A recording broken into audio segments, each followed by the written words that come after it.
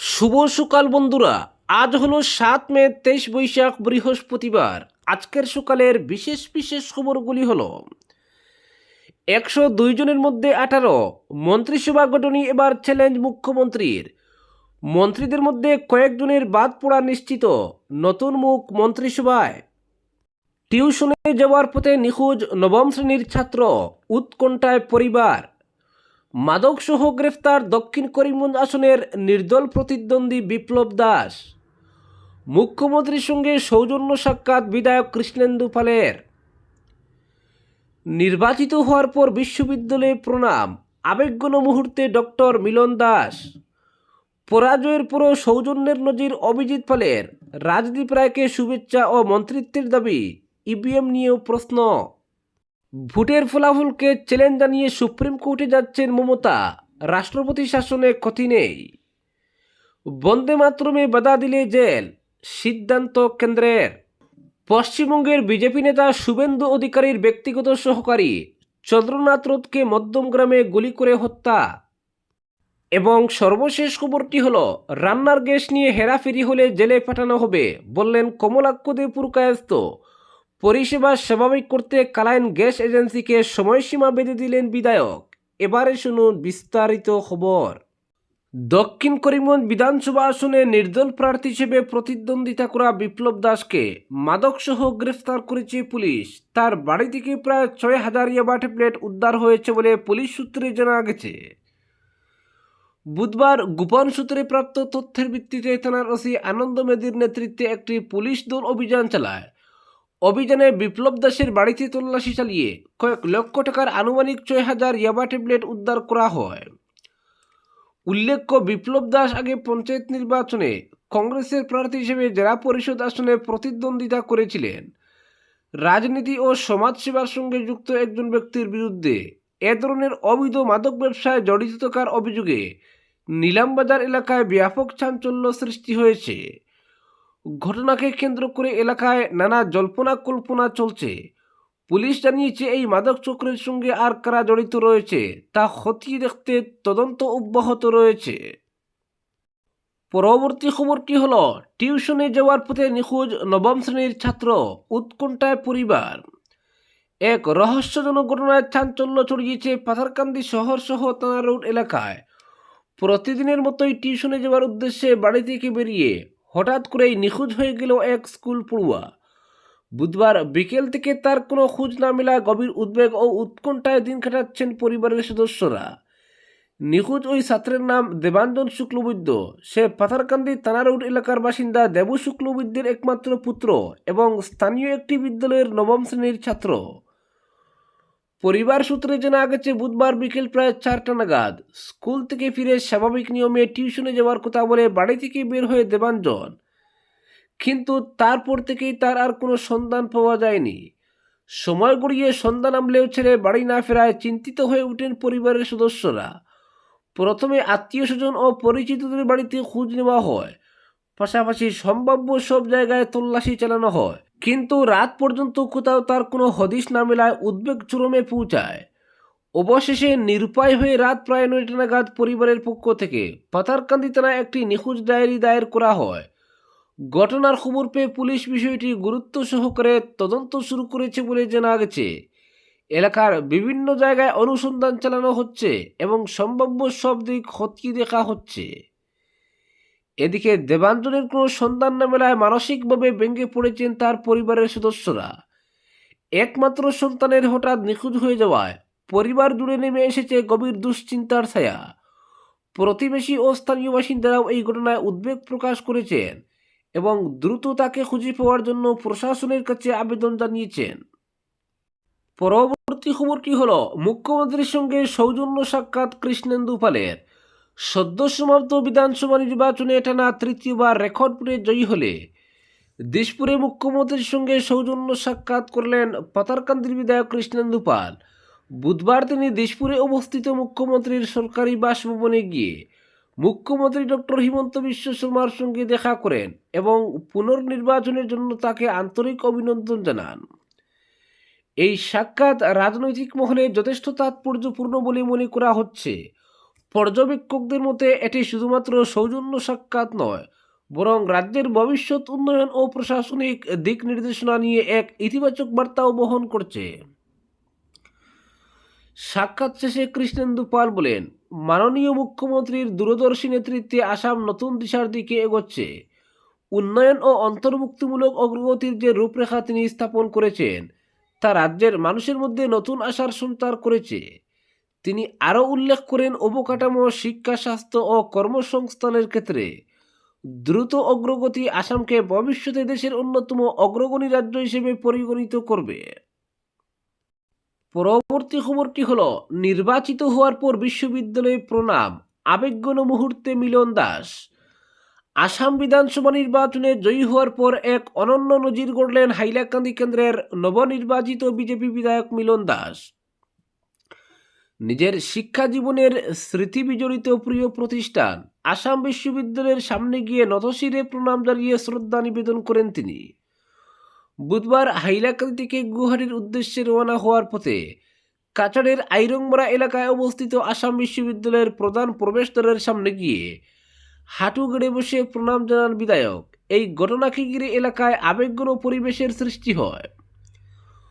পরবর্তীতে সামাজিক মাধ্যমে একটি ভিডিও শেয়ার করে মিলন দাস জানান, হাইলাকান্দি বিধানসভা কেন্দ্র থেকে বিধায়ক হিসেবে নির্বাচিত হওয়ার পর গুয়াহাটিগামী পথে আমি আমার প্রিয় শিক্ষা প্রতিষ্ঠান আসাম বিশ্ববিদ্যালয়ে ফিরে যাই। বিশ্ববিদ্যালয়ের প্রধান ফটকে নতমস্তকের প্রণাম জানিয়ে জীবনের সেই অমূল্য দিনগুলিকে আবার অনুভব করলাম। তিনি আরও বলেন, এই বিশ্ববিদ্যালয়ের প্রধান প্রবেশদ্বার থেকে শুরু করে বিস্তীর্ণ আইরংমারা অঞ্চলের প্রতিটি কোণায় জড়িয়ে আছে আমার ছাত্র জীবনের অসংখ্য স্মৃতি, আবেগ ও অভিজ্ঞতা।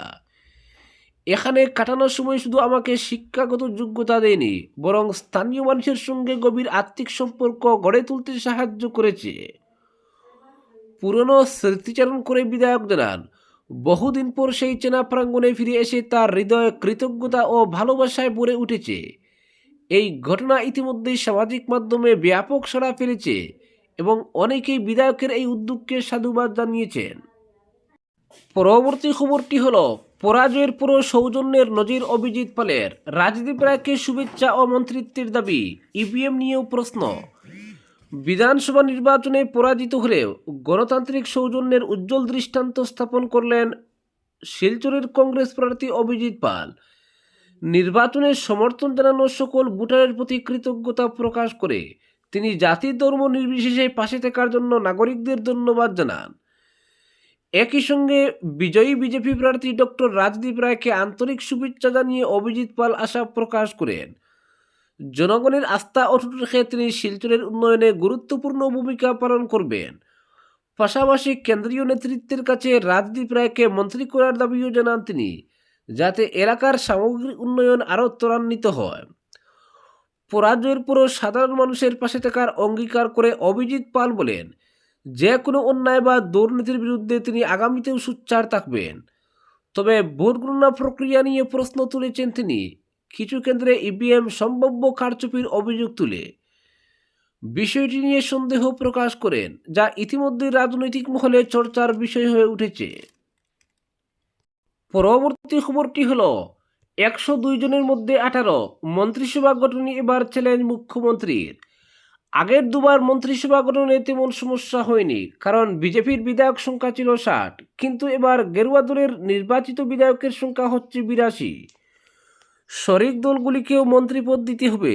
অগপ বিপিএফের বিধায়ক সংখ্যা এবার বেড়েছে। 10 জন করে বিধায়ক জয়ী হয়েছেন দুই দলেরই। প্রথমবার নিজের বিধায়ক পেয়েছে রাভা হাসং যৌথ মঞ্চ। তাই নবনির্বাচিত বিধায়কের মধ্যে নতুন মুখ্যমন্ত্রী কাকে ছেড়ে কাকে মন্ত্রিসভায় নেবেন সেটাই সমস্যা। এনডিএর বিধায়ক সংখ্যা হচ্ছে 102 জন, অথচ মুখ্যমন্ত্রীকে বাদ দিয়ে মন্ত্রিসভায় স্থান দেওয়া যাবে 18 বিধায়ককে। নিঃসন্দেহে নতুন মুখ্যমন্ত্রীর কাছে এটা এক চ্যালেঞ্জ, কারণ সরকারের সব মন্ত্রী বিজয়ী হয়েছেন বিপুল ভোটে। একজন মন্ত্রীকেও হারের মুখ দেখতে হয়নি। ধরে নেওয়া যায় প্রত্যেকেই ভালো কাজ করেছেন বলে শিক্ষা থেকে স্বাস্থ্য, খাদ্য, কৃষি, শিল্প, জনস্বাস্থ্য, কারিগরি, জল সম্পদ, পশুপালন সব ক্ষেত্রে উন্নয়ন হয়েছে রাজ্যের। কাজের জুড়েই তৃতীয়বার ক্ষমতায় এসেছে দল।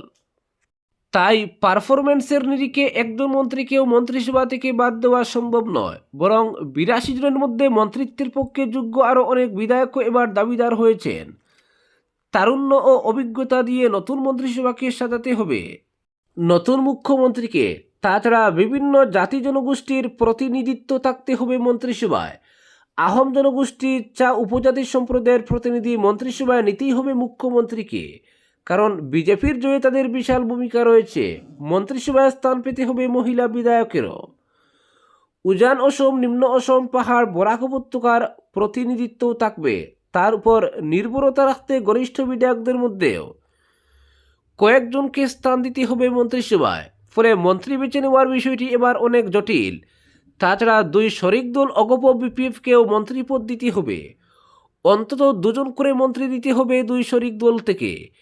হিমন্ত মন্ত্রিসভায় ইউপিপিএলের 2 জন এবং অগপর 2 জন মন্ত্রী ছিলেন, কিন্তু এবার একজন বিধায়ক জয়ী হতে পারেননি ইউপিপিএলের।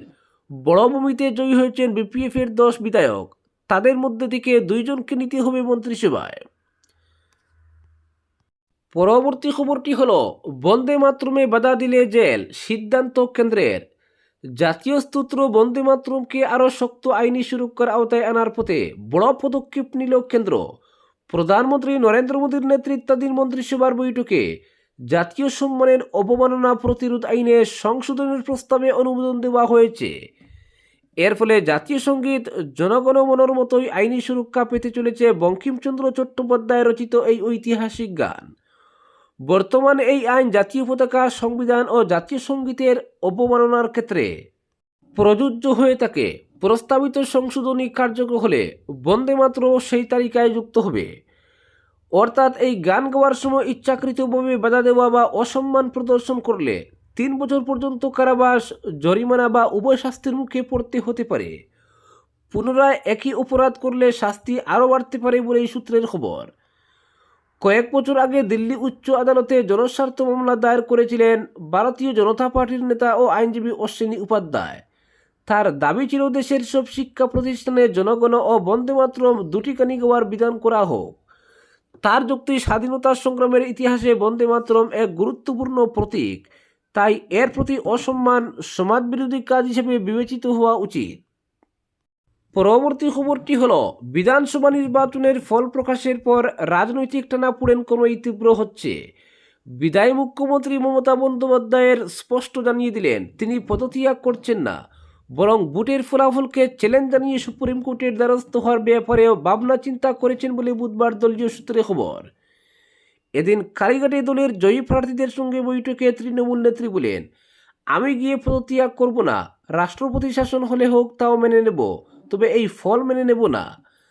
তার এই অবস্থান রাজ্যের রাজনৈতিক পরিস্থিতিকে আরও জটিল করে তুলেছে বলে পর্যবেক্ষকদের মত। নির্বাচন কমিশনের ঘোষিত ফল অনুযায়ী 2026 সালের নির্বাচনে বিজেপি 207 আসনে জয়ী হয়ে স্পষ্ট সংখ্যাগরিষ্ঠতা পেয়েছে। তৃণমূল কংগ্রেসকে হার মানতে হয়েছে, কিন্তু এই ফল মানতে নারাজ মমতা বন্দ্যোপাধ্যায়। তিনি জানিয়েছেন খুব শীঘ্রই আদালতের দ্বারস্থ হয়ে আইনি লড়াই শুরু করবেন। তার কথায়, আদালতে আমি চন্দ্রিমা আবার প্র্যাকটিস করব। নানা মামলা যা হচ্ছে আমি চন্দ্রিমা, বিপ্লব মিত্র, বিমান বন্দ্যোপাধ্যায় সবাই আইনজীবী হিসেবে দেখব। দলের অভ্যন্তরীণ পরিস্থিতি নিয়েও সরব হন তৃণমূল নেত্রী। ভোটে ভরাডুবির নেপথ্যে অন্তর্ঘাতের অভিযোগ তুলে তিনি বলেন, যারা অন্তর্ঘাত করছে তাদের নাম দিন। একই সঙ্গে দলের নেতাকর্মীদের ঐক্যবদ্ধ থাকার বার্তাও দেন তিনি। আজকের বিশেষ সংবাদ এখানেই সমাপ্ত।